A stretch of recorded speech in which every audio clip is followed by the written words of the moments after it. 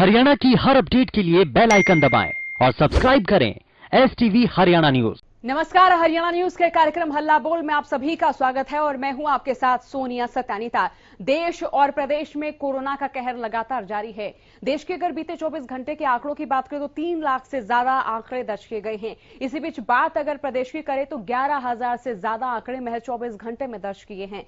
जिस तरह से आंकड़े लगातार बढ़ रहे हैं उसी हिसाब से मरीजों के लिए बेड की संख्या कम नजर आ रही है, ऑक्सीजन नहीं मिल पा रही है, शमशान घाट में लाशों की कतारें ही नजर आ रही हैं, चारों ओर हाहाकार नजर आ रहा है। रिपोर्ट देखिए।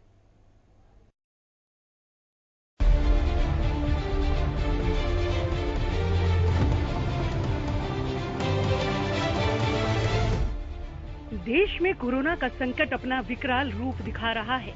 हर रोज देश भर में रिकॉर्ड तोड़ मामले सामने आ रहे हैं, जिसको लेकर केंद्र और राज्य सरकारें अपने करने की कोशिश कर रही हैं। रोज कोरोना के नए आंकड़े चिंता का विषय बन गए हैं।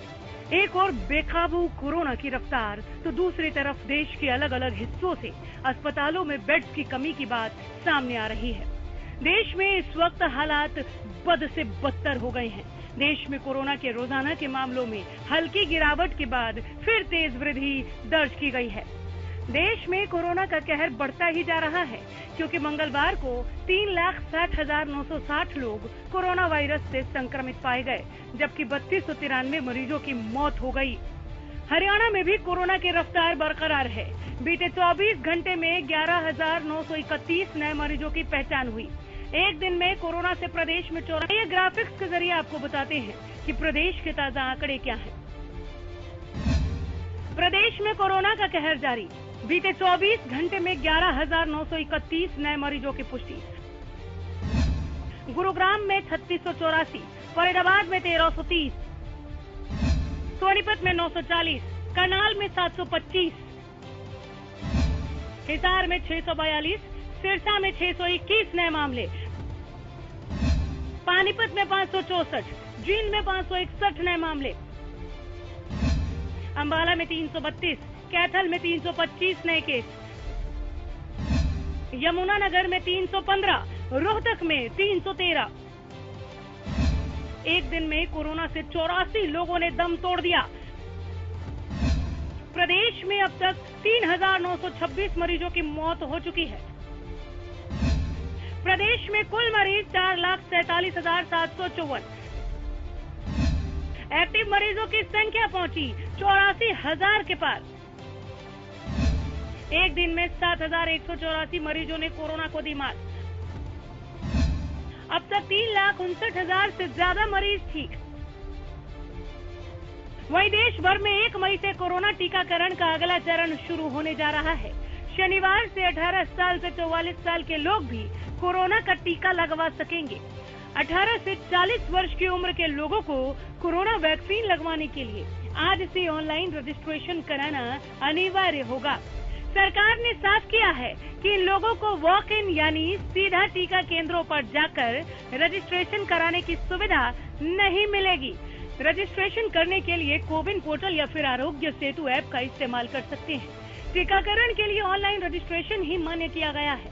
बता दें कि देश में 16 जनवरी से टीकाकरण की शुरुआत हुई है, जिसके बाद से लेकर अभी तक कुल 14 करोड़ 77 लाख से ज्यादा लोगों का टीकाकरण हो चुका है। स्वास्थ्य मंत्रालय के अनुसार मंगलवार रात 8 बजे तक कुल 14 करोड़ 77 लाख 27,054 लोगों को टीका लगाया जा चुका है। ऑक्सीजन की किल्लत अब जानलेवा बन रही है। जिस ऑक्सीजन पर लोगों की जिंदगी की आस टिकी हुई है, उसी की किल्लत से कोरोना मरीज जूझ रहे हैं। लोग चीख चिल्ला रहे हैं कि उनके अपनों को ऑक्सीजन सिलेंडर मिल जाए। अस्पताल प्रशासन लगातार ऑक्सीजन की सप्लाई सुनिश्चित करने की गुहार कर रहा है, लेकिन हालात लगातार बिगड़ते जा रहे हैं। अब सवाल है कि आखिर हालात कब काबू में आएंगे? क्या सियासत से उठकर कोरोना पर कंट्रोल किया जाएगा? आखिर कब लोगों को अस्पताल में ऑक्सीजन मिलना शुरू हो जाएगी? Bureau report, Haryana news. तो देश और प्रदेश में कोरोना के आंकड़े लगातार बढ़ रहे हैं। बात अगर प्रदेश की करें तो साइबर सिटी गुरुग्राम में सबसे ज्यादा आंकड़े दर्ज किए जा रहे हैं। आज हल्ला बोल में हम इसी मुद्दे पर बात करेंगे, जनता से इसी मुद्दे पर राय लेंगे कि कोरोना के जो आंकड़े बढ़ रहे हैं इनके बारे में आपका क्या सोचना है, आपका क्या कहना है। इस पूरे कार्यक्रम के दौरान हमारा नंबर टीवी स्क्रीन पर फ्लैश होता रहेगा। तमाम दर्शक जो इस वक्त हमारे इस कार्यक्रम को देख रहे हैं हमारे साथ जरूर जुड़े, राय साझा जरूर करें, हमें बताएं कि आपका कोरोना के बढ़ते आंकड़ों के बारे में क्या सोचना है, क्या कहना है। सवाल है कि सिस्टम की लाचारी मरीज के भुगत रहे हैं। आपने देखा होगा कि जो लोग एम्बुलेंस को फिलहाल सहायता के लिए यहां इस्तेमाल करते हुए भी नजर आ रहे हैं, वो भी 5 से लेकर 15,000 रुपए तक का किराया दे रहे हैं। तो अब जिस तरह से प्रदेश में स्वास्थ्य सुविधाओं का टूटा नजर आ रहा है, तो इससे आपको लग रहा है क्या प्रदेश कोरोना से मुक्त हो पाएगा? न्यू इंडिया में कैसा पुराना रह गया ये हेल्थ सिस्टम? न्यू इंडिया में कैसे पुराना रह गया ये हेल्थ सिस्टम? सवाल कई सारे हैं जिनका जवाब जानने की हम कोशिश कर रहे हैं। कार्यक्रम में दर्शक गुरुग्राम से राम हमारे साथ जुड़ चुके हैं। राम, आप कार्यक्रम में जुड़ चुके हैं। बढ़ते आंकड़ों के बारे में आपका क्या सोचना है, क्या कहना है, राय साझा करें। सोनिया जी नमस्कार। जी नमस्कार।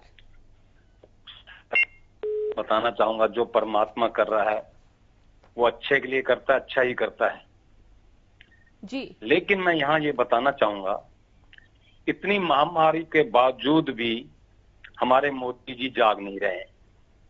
दिल्ली के चारों तरफ किसान आंदोलन में बैठे हुए हैं जी। जनता मतलब है कि जो चुन के भेज रही है उससे प्रधानमंत्री का पद ज्यादा बड़ा होता है क्या जी? इस कानून को वापस लेके और उनको अपने घर भेजें। उनका श्राप मैंने पहले भी कह चुका हूं आपसे कि बहुत हालात खराब होने वाले हैं, भयानक होंगे। और बहुत समय पहले कहा था शाहीन बाग के समय में बहुत हालात खराब होने वाले, उनका श्राप लेके आ रहा है और अब भी ये वही हालत हो रही है। जिस देश में राजा को अज्ञानता के कारण 370 तलाक और मंदिर के नाम पे, राम के नाम पे चुना जाता है, उस देश पे संकट आने स्वाभाविक है। मैं दावे से कह रहा हूं। एक हमारे मंगलानंद पूर्णानंद बोलते रहते हैं 70 साल, मैं कह रहा हूं 70 साल की बात कर रहा हूं। युगों युगों से भोली भाली जनता को गुमराह करके जो लूटा जा रहा है उसका हिसाब कौन देगा? वो आपकी अज्ञानता है। ना आप राम को जानते हैं ना उसको जानते हैं। इसलिए मेरा निवेदन है बार बार का, मोदी को भगवान मानने से पहले जनता के बारे, जनता जनार्दन भगवान होती है जो चुन के भेजती है, वो है। इस दिमाग से निकाल दो कि मोदी कर रहा है। पहले भी आई है आपदाएं और हर सुलटे हैं, पहले भी वैज्ञानिक पैदा हुए हैं, ज्ञानी इंजीनियर पैदा हुए हैं, लेकिन मोदी जी श्रेय लेके नहीं, सब कुछ मैं कर रहा है और उनके अंधभक्त भी यही कर रहे हैं। इसलिए परमात्मा संकट दे रहा है। मेरा बार बार निवेदन है मोदी जी वापस का के संकट आपके दूर हो जाएंगे। धन्यवाद। बहुत बहुत शुक्रिया राम, कार्यक्रम में जुड़ने के लिए। तो तमाम दर्शक जो इस वक्त इस कार्यक्रम को देख रहे हैं हमारे साथ जरूर जुड़े। नंबर टीवी स्क्रीन पर लगातार फ्लैश हो रहा है। सवाल यह है कि कोरोना की दूसरी लहर है और इसी बीच जब सरकार के पास मौका था तब कोई कदम क्यों नहीं उठाया गया? विशेषज्ञों का कहना है कि दूसरी लहर का अंदेशा पहले ही जाहिर कर दिया जा चुका था। इसी बीच रोहित हमारे साथ जुड़ चुके हैं। रोहित, आप कार्यक्रम में जुड़ चुके हैं। कोरोना के बढ़ते आंकड़ों को लेकर आपका क्या सोचना? लग रहा है क्या सिस्टम दुरुस्त है? लग रहा है क्या लोग लापरवाह? क्या कारण मानते हैं आप? जी नमस्कार जी। हेलो जी नमस्कार, राय रखिए। हाँ जी, सबसे पहले मैं कहना चाहूँगा, लोग लापरवाह तो दिसंबर में भी थे, नवंबर में भी थे, तो लापरवाही थे। तो उस टाइम क्यों कम हो गए थे केस? उस टाइम भी तो कम केस होते। उस टाइम तो जब भी लोग लापरवाह थे, लोग लापरवाही की वजह नहीं है, ये सिर्फ सरकार की कमी है। सरकार अभी 2 मई रुक जाओ, अब 3 मई को कोई बड़े कदम भी उठाएंगे। मनमाने मतलब लॉकडाउन भी लग सकता है 3 मई से पूर्ण देश में संपूर्ण, क्योंकि अभी ये इनको चुनाव व्यस्त है। अभी चुनाव के रिजल्ट आने दो 3 मई से जी। और एक ये इनसे पूछने का जी, ये संज्ञान में मामला आ रहा है, मतलब कई बार आज अखबार में भी मौत का आंकड़ा क्यों छुपाया जा रहा है? 350 मौतों का, ये 84 मौत पे आज जो 84 मौत है कल हरियाणा की, आज एक अखबार में भी आए हुए न्यूज की 350 मौत हुई, उसमें दिखा 84 रखी है। सोनीपत में देख लो, रोहतक में 35 मौत होती है, दिखाई 3 आ जाती है। बता क्यों छुपा रहे हैं मौत का आंकड़ा? और सीएम साहब का बयान देखो, अभी इन आंकड़ों का खेल छोड़ो, हमारे सोर्स से क्या वापिस आ जाएंगे? ऐसे बोलते हैं किसी घर में डेथ हुई तो अपने घर में डेथ होगी, जब कह दियो इनको छोड़ो, ये तो ऐसे मर रहे हैं। हाँ जी, बहुत शुक्रिया रोहित कार्यक्रम में जुड़ने के लिए। और यहाँ हमारे साथ दर्शक जुड़ रहे हैं और संवेदनाओं के साथ कारणों के साथ, सवालों के साथ वो भी हमारे साथ जुड़ रहे हैं। जानने की सरकार से उनकी भी कोशिश है, उनकी भी जिज्ञासाएं हैं। हमारे साथ और भी दर्शक जुड़ सकते हैं, उनकी जो भी राय हो, जो प्रतिक्रिया हो या जो तमाम प्रश्न हो जो वो सरकार तक पूछना चाह रहे हैं, हमारे साथ जरूर जुड़ चुके हैं। राय रखिए, कोरोना के बढ़ते आंकड़ों को लेकर आपका क्या सोचना, फिलहाल जो परिस्थितियां नजर आ रही हैं उनके बारे में आपका क्या सोचना। क्या मुझे सुन पा रहे हैं टीनू? हाँ जी, आपको आवाज आ रही है जी। तो कोरोना के बढ़ते आंकड़ों के बारे में आपका क्या सोचना, ये जो फिलहाल तस्वीर नजर आ रही है कोरोना की प्रदेश में, देश में, क्या राय इस पर आपकी, क्या विचार आपके? हाँ जी, यही मैं कह रहा हूँ कि तरक्की को बाद में देखें, पहले अपनी जान बचाएं। अब इस वायरस का तो मुझे ज्यादा पता नहीं है, लेकिन जब मैं 3rd 4th क्लास में था तो एक टीचर बताता था कि जो कीटाणु और अपना डिम्बाणु है, ये अपना मुंह से ज्यादा अंदर जाते हैं। वैसे में भी जाते हैं लेकिन मुंह से ज्यादा जाते हैं। अब इस वायरस का मुझे पता नहीं कैसे अंदर जाते हैं। और बाकी जो मास्क पहनते हैं आप पूरा कवर करके, ऐसे नोज के पास थोड़ा जो गैप बच जाता है उसको भी कवर करना चाहिए। और डबल लेयर का मास्क पहनना चाहिए, क्योंकि कम लेयर जो पतला मास्क होता है उसमें भी अंदर जा सकते हैं। और तेज हवा में भी, जैसे अब ये पेन के बिंदु से भी कई सैकड़ों गुना छोटा है जी, तो तेज हवा में भी ये दूर तक जाता होगा, ऐसा होता है। ये तो डॉक्टर इस पर प्रकाश डाल सकते हैं। और जैसे बताते हैं इम्यूनिटी 4 प्रकार की इम्यूनिटी होती है जी। तब जिसमें पहले ही इम्यूनिटी का मतलब है रोगों से लड़ने की क्षमता, अब किसी में ज्यादा होती है, किसी में कम होती है। अब जिसमें पहले ही 100% मान लो 100% क्षमता है रोगों से लड़ने की, ये दवाई कितना लाभ पहुंचाएगी। और डबल लेयर का वही मास्क पहने। और जो हार्ड वर्क करने वाले लोग हैं उनको कम चांसेस होते हैं जो ये बीमारी लगने के। तो ये मैं जानना चाहता हूँ क्या दूसरे रोगों पर भी ये दवाई असर करती होगी? धन्यवाद। बहुत शुक्रिया कार्यक्रम में जुड़ने के लिए आपका। तो यहाँ तमाम दर्शक जो हमारे कार्यक्रम को देख रहे हैं जरूर जुड़े, राय साझा जरूर करें, हमें बताएं कि आपका कोरोना के बढ़ते आंकड़ों के बारे में क्या सोचना है, आपका क्या कहना है। कैथल से संदीप कुमार हमारे साथ जुड़ चुके हैं। संदीप, आप कार्यक्रम में जुड़ चुके हैं, जरा बताएं कि आपका कोरोना के बढ़ते आंकड़ों के बारे में और फिलहाल देश और प्रदेश की स्थिति के बारे में क्या सोचना है। क्या मेरा संदीप, मैं कैथल डीसी से बोल रहा हूँ। मेरा ये कहना है कि जो वीआईपी ट्रीटमेंट चला हुआ है, जैसे अभी हरियाणा के मुख्यमंत्री को लगा लो, खट्टर साहब को कोरोना हो गया था तो मेदांता मेडिसिटी चले गए। इसी सुभाष बत्रा को कोरोना हो, वो भी मेदांता मेडिसिटी चले गए जी। आम पब्लिक है जो सड़कों में दम तोड़ रही है, उसके बारे में कुछ सोच रहे हैं? गांव में आप देख लो, गांव में स्थिति बदतर होती जा रही है। तो बाद में इसका जिम्मेदार कौन होगा? अब तो सरकार बोल रही है कि हम लॉकडाउन नहीं करेंगे। पहले अभी दुष्यंत चौटाला ने बोला है कि जो सेंट्रल सरकार हो पूरे एनसीआर को लॉकडाउन ले जी। उसको दिल्ली से क्या मतलब? पहले अपने प्रांत को तो संभाले। वहाँ की जवाबदेही वहाँ की सरकार देगी, केजरीवाल देगा, सेंट्रल सरकार देगी, वो नहीं जानता। संदीप, आपने गांव का जिक्र किया, बताया कि गांव में अभी अव्यवस्थाएं नजर आ रही है। क्या आपके इधर के इलाकों में या गांव में, ग्रामीण क्षेत्रों में कोरोना का संक्रमण है?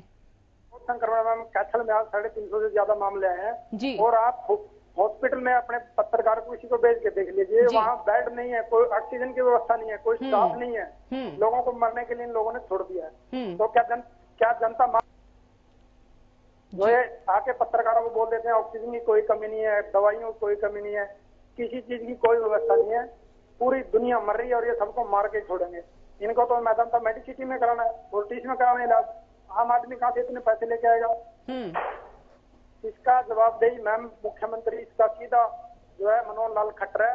उसका तो घर परिवार में कोई है नहीं, रांडा आदमी हो तो किसी की बात करता नहीं। चलिए, बहुत शुक्रिया कार्यक्रम में जुड़ने के लिए। और जितने भी दर्शक हमारे साथ जुड़े उनसे यही आग्रह है कि किसी भी नेता पर व्यक्तिगत टिप्पणी ना करें।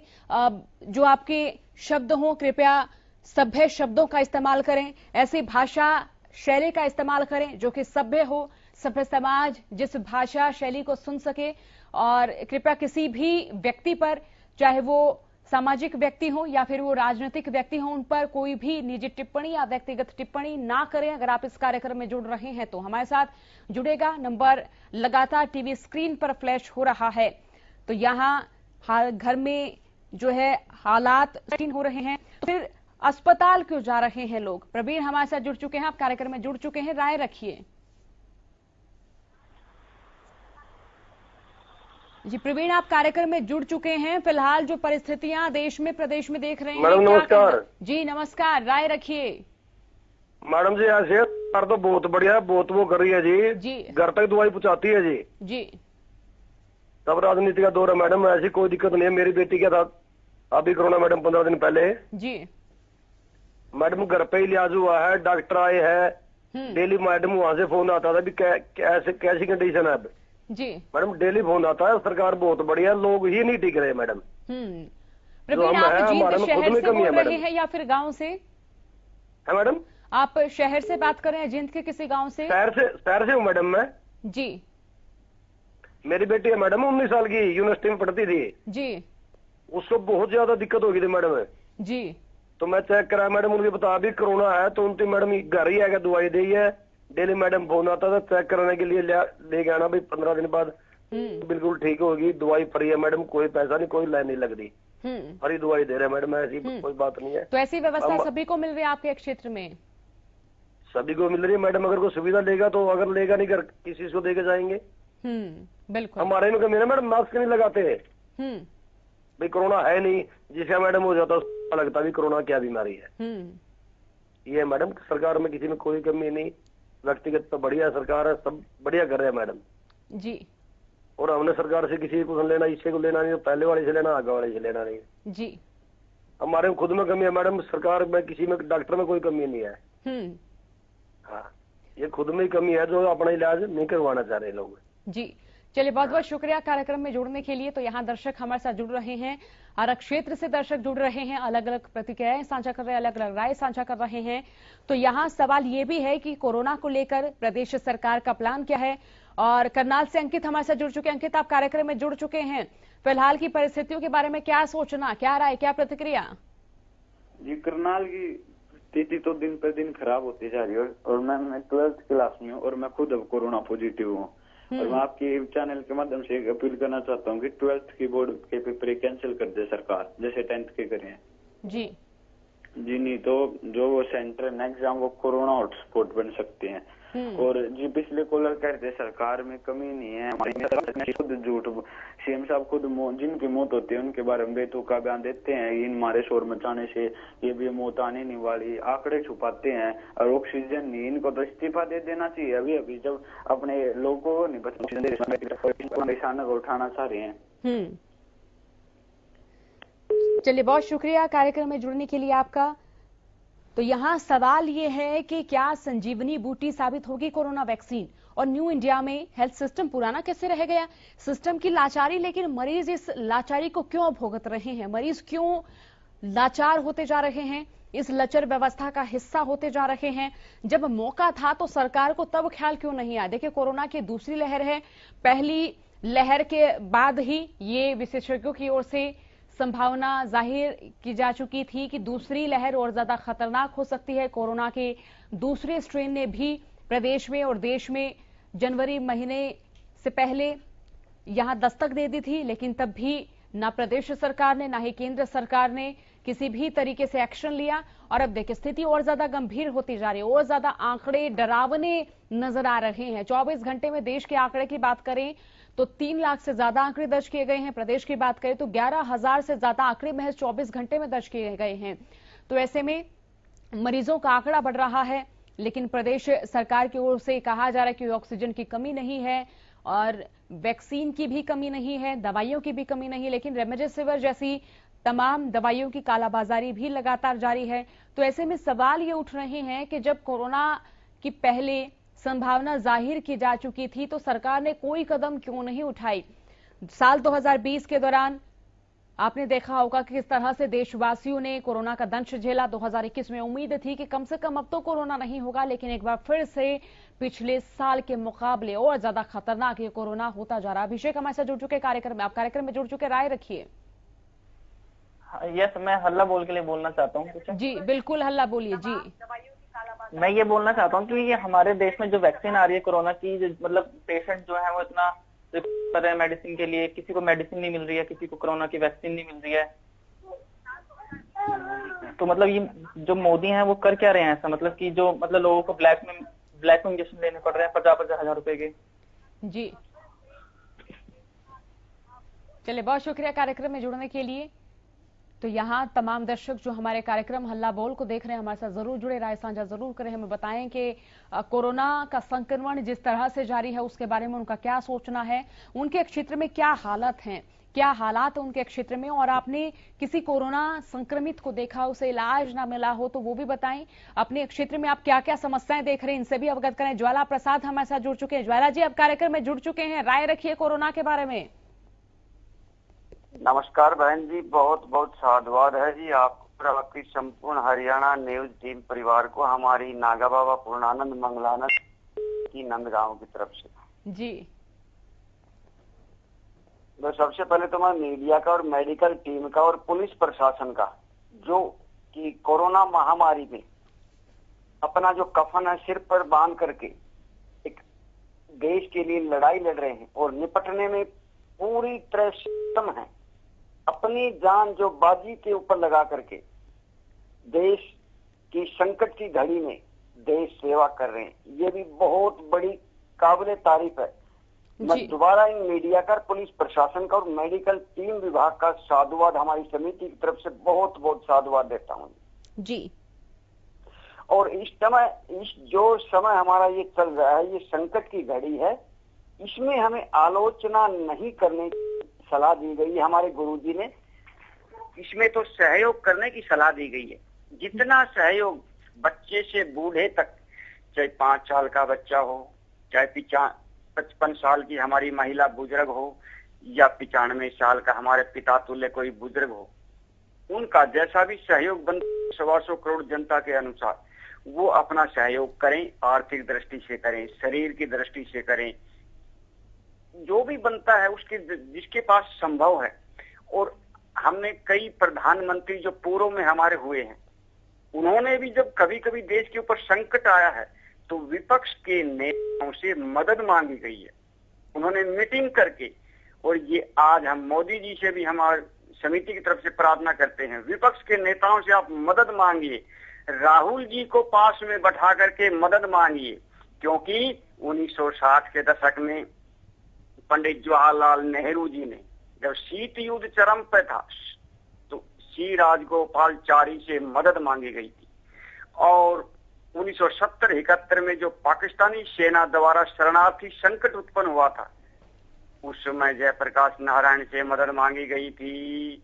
और हाल ही में 1994 में पीवी जो नरसिंह राव जी हमारे प्रधानमंत्री थे, कश्मीर के मसले पर संयुक्त राष्ट्र संघ में अपना पक्ष रखने के लिए अटल बिहारी वाजपेयी जी से मदद मांगी गई थी, तो आज उनका बदला उतार दीजिए जो हाल ही में अटल बिहारी चलिए, बहुत शुक्रिया आपका कार्यक्रम में जुड़ने के लिए।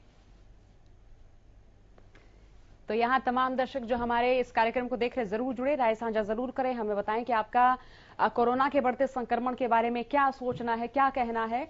हमारा नंबर टीवी स्क्रीन पर बार बार फ्लैश हो रहा है। तमाम दर्शक जो इस वक्त हमारे कार्यक्रम को देख रहे जरूर जुड़े, क्योंकि देखिए कोरोना का कहर लगातार जारी है, संक्रमण लगातार फैल रहा है। और इसी बीच प्रदेश में कई ऐसी जगहों से खबरें आई हैं जहां ऑक्सीजन की कमी नजर आ रही है, ऑक्सीजन की कमी से मरीजों की मौतों की भी खबर है। तो ऐसे में जब जिस तरह से कोरोना के आंकड़े बढ़ रहे हैं और जब दूसरी लहर की संभावना पहले ही जाहिर कर दी जा चुकी थी, तो ऐसे में सरकार की ओर से तमाम कोशिशें क्यों नहीं की गई हैं? क्यों अभी जब कोरोना की लहर अपनी रफ्तार पकड़ रही है, कोरोना के आंकड़े लगातार बढ़ रहे हैं, अभी सरकार एक्टिव होती नजर आ रही है? और क्या आपको लग रहा है कि अब लॉकडाउन लगा देना चाहिए?